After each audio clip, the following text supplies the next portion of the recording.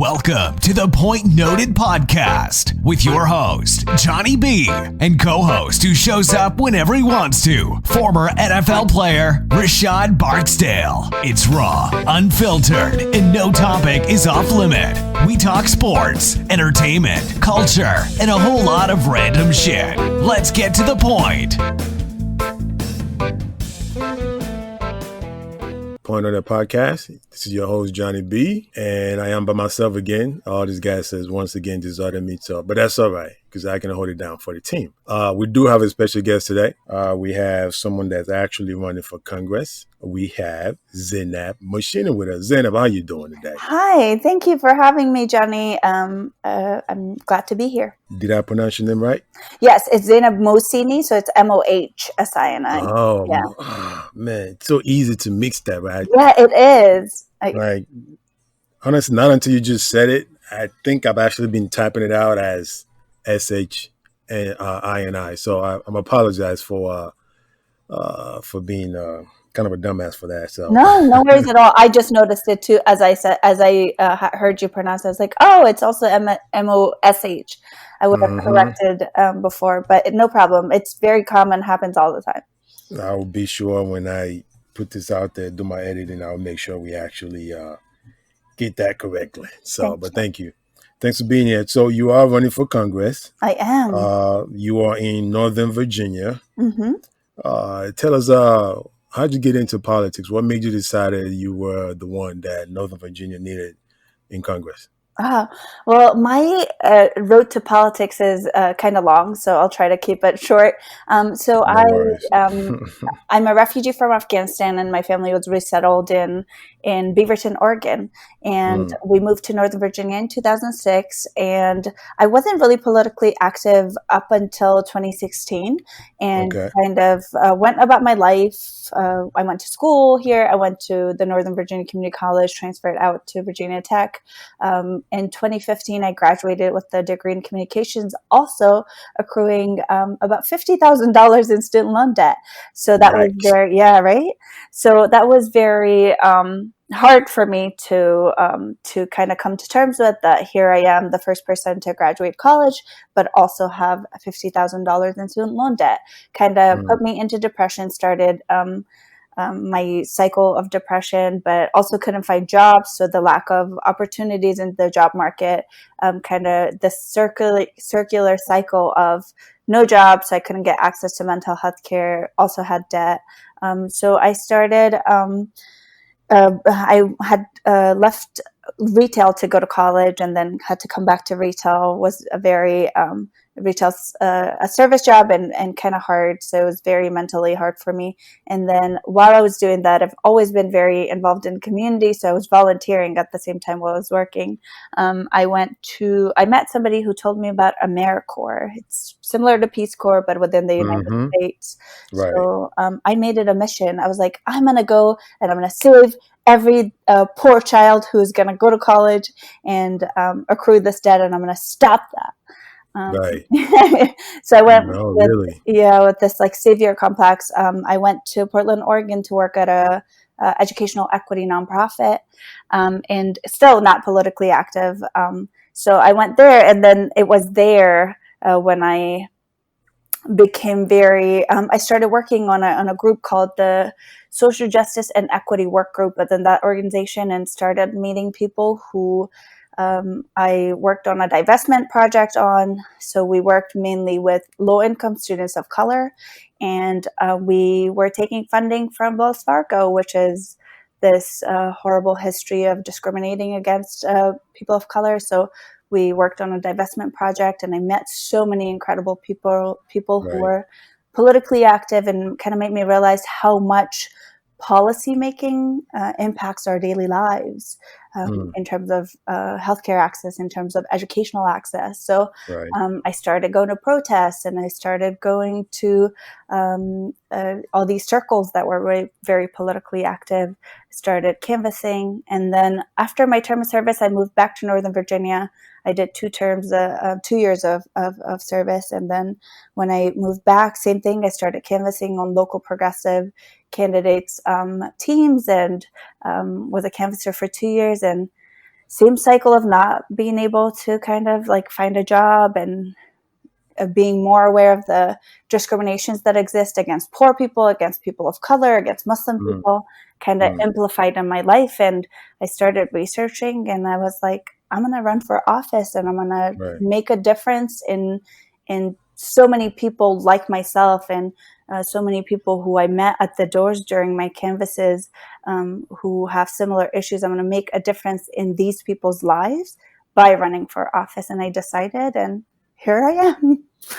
Wow. First of all, I have to say, I love that intro you just did. Thank you. I love that detail, the story and the reason why you're running and what led to it.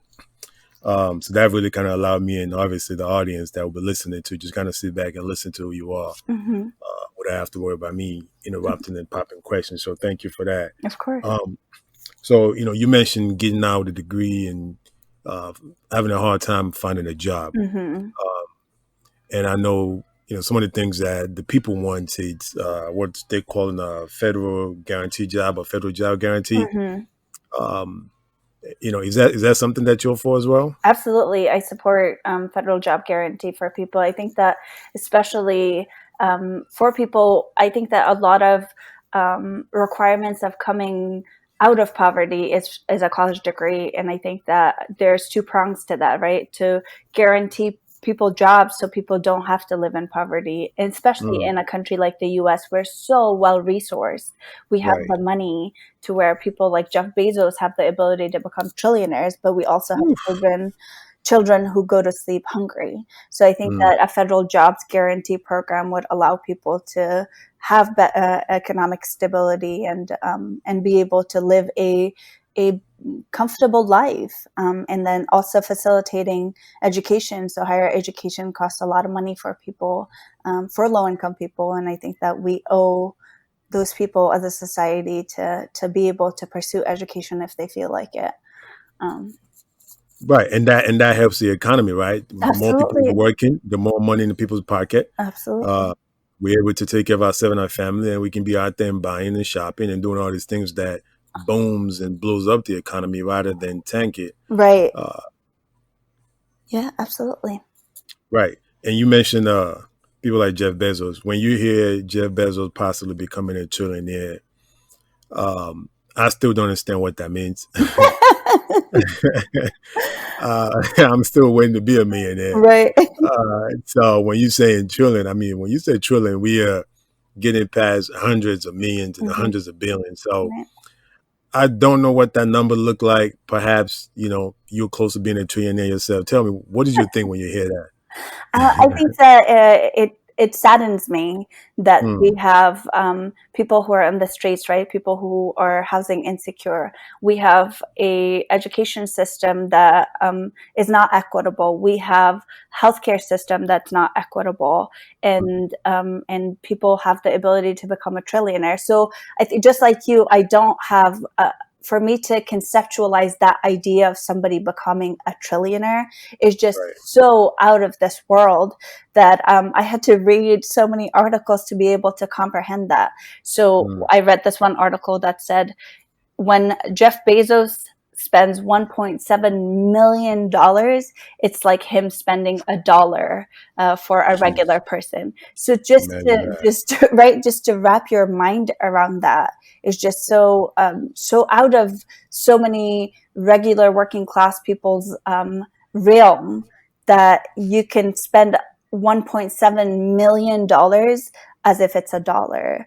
So I think that it saddens me to know that we have this grave inequity in our society, and that unfortunately not many of our political leaders are aware or have this bold idea of to make our society more equitable, to where we don't have a trillionaire and also people on the streets and also children who go to bed hungry. Yeah, but so when we're saying not to have a trillionaire, are we saying capping what somebody's net worth, what their value can be? Or are we saying maybe you'll get there, but at least we need to make sure everybody else is also doing better? Absolutely. I think that, again, two-pronged process, right? To make sure that we are having people pay their taxes. Like Amazon doesn't pay taxes. Amazon is instead incentivized to come to bring their businesses to cities, right? So they make money off of people's labors. So I think that capping people's, there should be a maximum, like instead of a minimum wage, we should also have a maximum wage, is to make sure that people aren't able to exploit other people's labors and work so much that they are making so much profits. Like wealth cap, people paying their taxes. I think that so much of the inequities exist because our government is not requiring people to pay their fair share amount of taxes, right? So these people who are billionaire, I think that I agree with what Senator Sanders has proposed in terms of wealth tax and income tax, and then what Elizabeth Warren had suggested, that you pay a penny after a certain amount of wealth you have accrued, which is like, a lot of these people are not able to spend this money. It's going to stay in their families for generations to come, because a lot of our wealthy, the wealth that exists within our society is inherited wealth, right? So these inequities are going to exist for generations. So I think that we as a society need to center human rights and strive toward an equitable economic, right? Economy. So that way everybody has a shot at just like meeting their basic needs. Not even that everybody has to be a millionaire or nobody can be a millionaire, but just like, so everybody could live. Should we look at it in a way that we live in a society that is just kind of selfish, where it's a me society where, obviously we have the top and the bottom, and the bottoms are thinking about how can I get better. Meanwhile, the top are thinking about it's not my place to help the bottom get better. Right. Because the bottom, whatever we do, are always going to be helping the top. But the top are necessarily not involved in any action that helps the bottom because they don't have to. Right. So So this kind of society we live in, we have that big gap, right? It's a selfish society. So are we also looking at tweaking and twisting that as that part of that, that Senator Sanders' rule is to make sure that we all thinking about each other, that the top is thinking about each other, and they're not going to do that. We're going to put things in place that forces you to give back. Right. Yeah, absolutely. I think that I forget, it's one of the squad members who said that we don't have a lack of resource in this country. We have a problem of greed, right? So I think that we need to curb that greed in terms of creating these policies. I think that there needs to be a cultural shift of people caring about other people and human lives. And then there needs to be policies in place to implement that. So I think that as politicians, it is our duty to serve people, and we should be representative of the working class, of the marginalized, of those most vulnerable. And I think that when we go into politics, unfortunately, a lot of people go into for personal gain. A lot of politicians become millionaires while they're in office. And how does that happen? How does that happen? And I think that when we take the money motive out of politics, then people get true representation. And it's a step towards an equitable society. And I think we need to make that a norm. I think that this idea of, politicians are swayed by lobbyists and by interest group shouldn't be normalized. It should be, I think that people should hold our representatives accountable, that you should not be a millionaire. Like your goal should not be to go into politics so you can make money. Your goal should be that you want to make people's lives better and create a good society, an equitable, just society.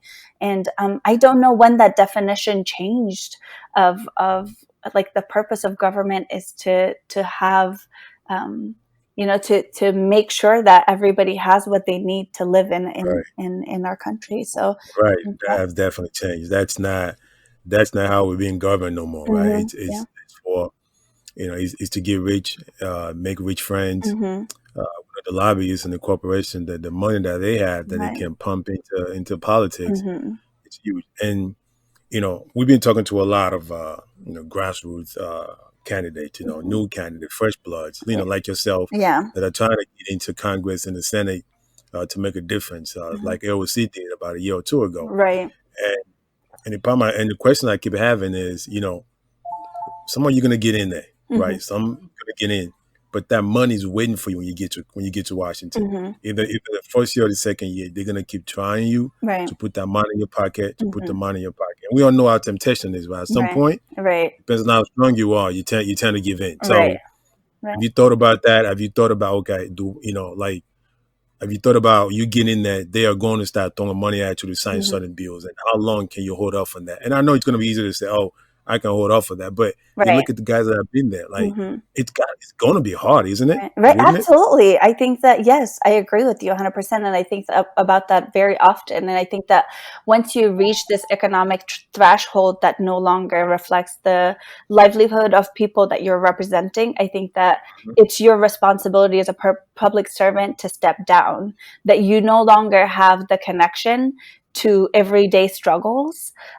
then you should step down. And I think that it's happened. I agree with you 100%. I think that we hear this about Susan Collins, right? That she went in and she was such a strong supporter of like term limits and wanted to, like step down after 10 years or something like that. But then the power and the money has held her, and she's still there. Yeah, it's changed. Yeah, it's changed. Absolutely. Yeah, and I think that that's why we need to have better voter education. I think that people should, public servants work for the public. So I think that accountability from constituents, accountability from voters is so important. And I think that we need to have a stronger push for people to have political participation, to have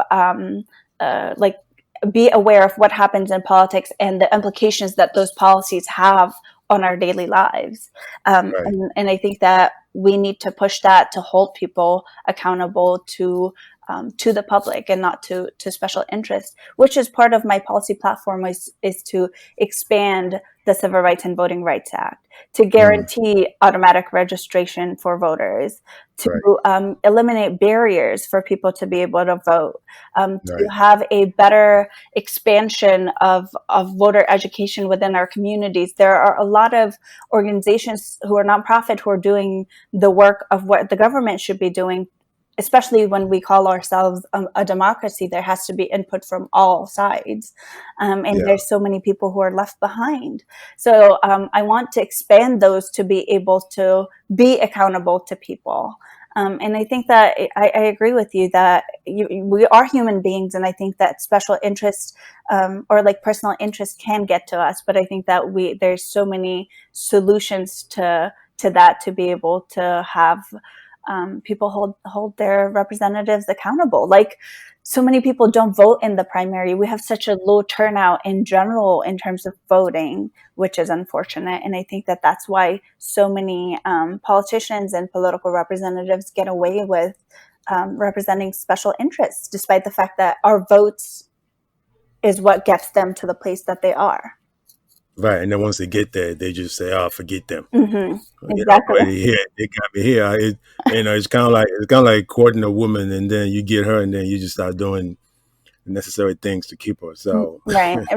So I think that it's a relationship, and public servants should be public servants. And there are people who you hear about, especially in these like grassroots campaigns, people who are challenging these incumbents who have never held a town hall, like have not been back to the community to seek out issues, change people's like right now, for example, COVID-19 is a huge issue, right? So many people are being impacted by this pandemic, and so there should be a connection between representatives and the constituents. And how can we have representatives who never have town halls, who never are never being held accountable? I think that there's these flaws within our systems that exist that need to be fixed for us to have a equitable representation. Absolutely. And it's all about getting that point across to the power that be, right? Like, it's not an easy thing, right? I mean, because we have these guys who've been in Washington for years. They are not. They have no interest in listening. Right. They have no reason to change because it's working for them. So the struggle that you guys are going to face as the new faces that are trying to get to Congress and Senate is, being able to make your point, being able to get that point across, and having enough supporters. And I think you're going to have enough down there. But just to have enough to start helping these bills get pushed and passed. Right. And like the race that you're in right now, what is a 3-person race? I believe it's a 3-person race. Oh, minus 2. I'm in the primaries, just the 2 of us. So I'm okay. So you're an incumbent. Is that yes? Okay. Yes. Right. And I know this. He's got about $1.8 million raised already. Right. So I mean, and then you have people fund the campaign. It's kind of tough to fight that kind of money. Right. Right. It is, absolutely. I think that also he has like $3 million in the bank. I think that there's so many fundamental issues that we differ in terms of like policy making. I am anti-war. As a refugee, I understand the horrible impacts of war on people, not only domestically, like on the veterans and the families of the veterans, but also people who are experiencing it from the other side.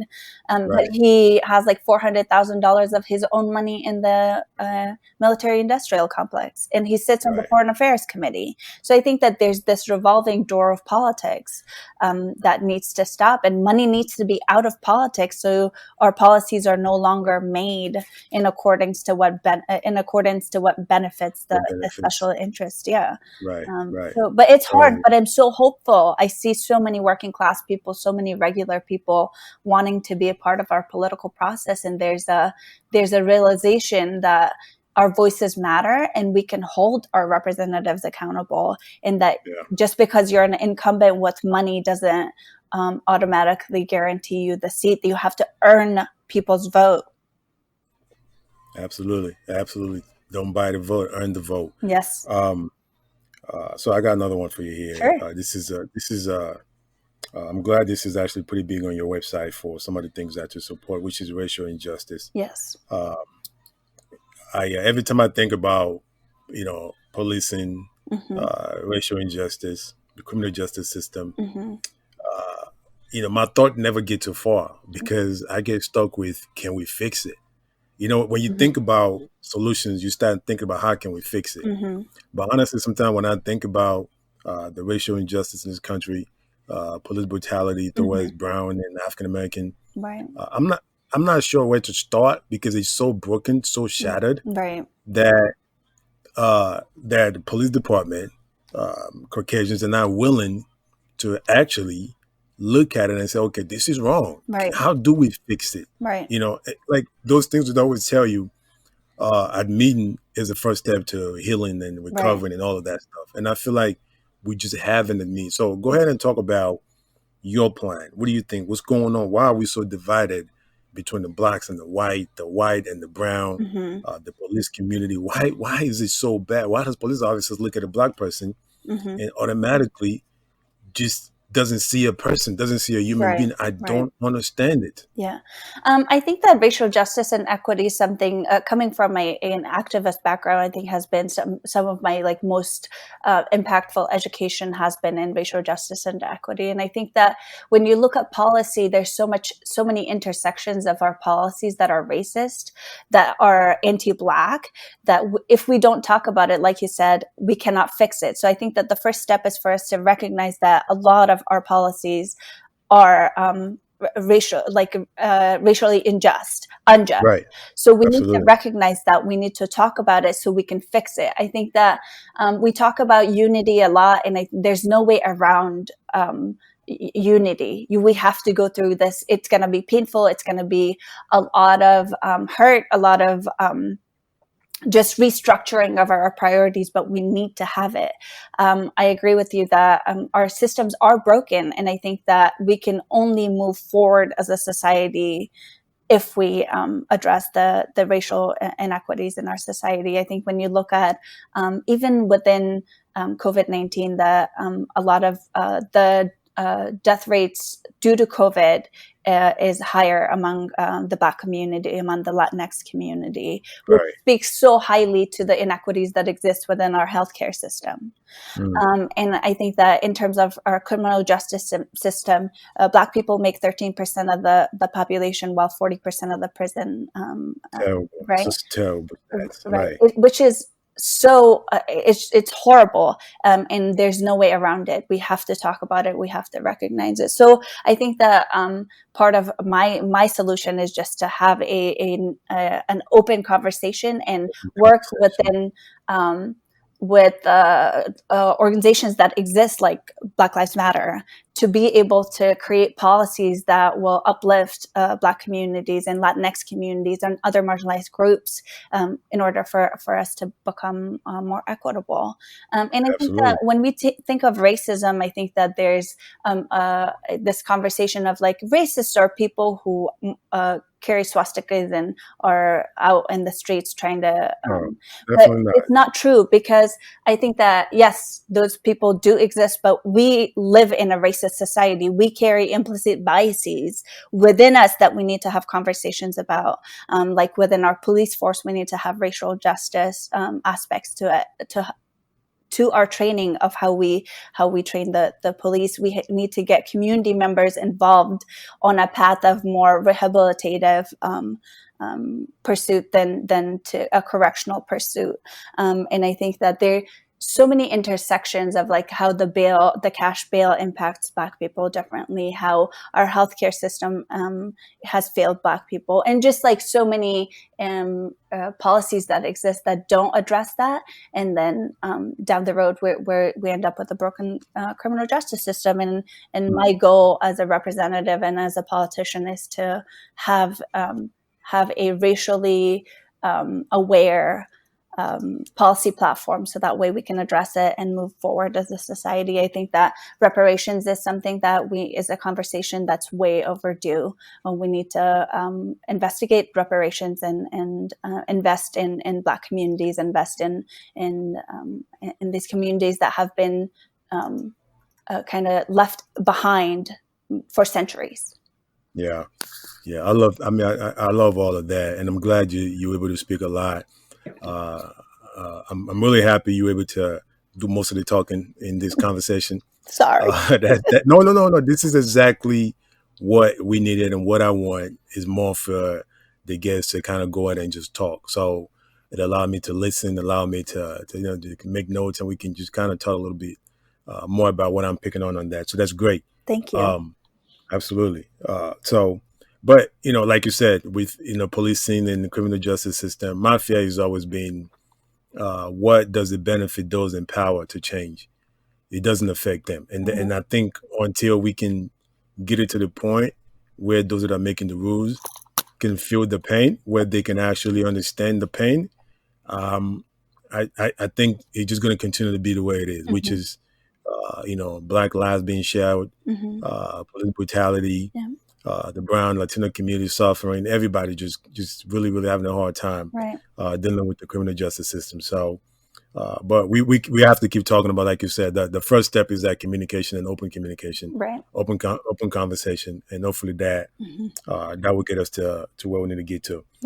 Now, so going back to your race and your campaign out there, how are you doing out there? How's the race going? Do you feel like you're getting a good reach to the people out there? You get enough from the local media out there? How's that race going? Because your opponent's got a lot of money, so he does. Yeah, he has a big pocket. He does. You need some Jeff Bezos right now. Right, I need some Jeff Bezos, and hopefully, I would never get money. Would never be.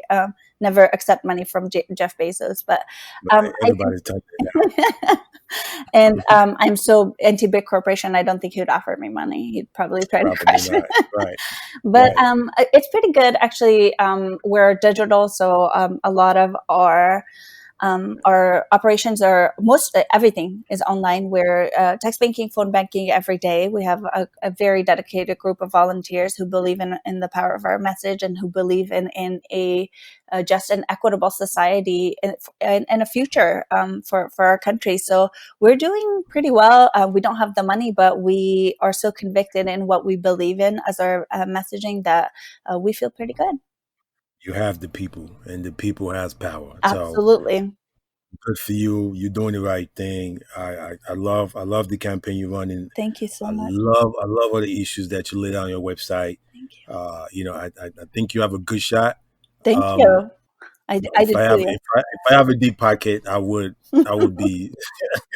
But one thing I will donate to your cause right now. Thank you so much. And for those that are listening, I'm hoping that we get enough of our guys to go ahead and donate as well. So before we wrap it up, and I think we're doing excellent today. It might be the shortest one we've done. Thank you.